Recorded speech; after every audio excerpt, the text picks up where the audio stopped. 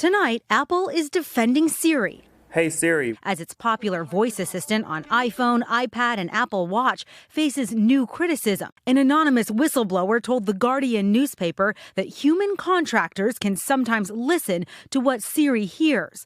Among the chatter, confidential medical conversations, drug deals, and even intimate moments, according to the whistleblower.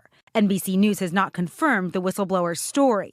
But Apple did not deny the allegation, telling us it uses the recordings to make Siri work better, adding only a very small random subset, less than 1% of daily Siri utterances are used to improve Siri and dictation. But with 15 billion Siri commands made every month, tens of millions could be listened to. Apple responded, saying Siri recordings are not attached to your Apple username or other identifying information, adding that all reviewers are under the obligation to adhere to Apple's strict confidentiality requirements. Apple frequently touts that it prioritizes privacy. Privacy to us is a human right.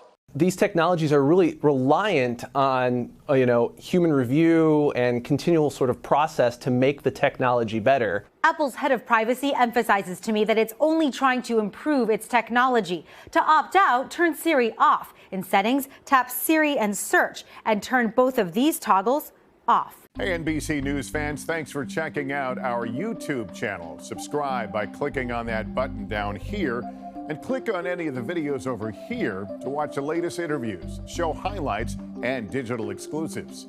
Thanks for watching.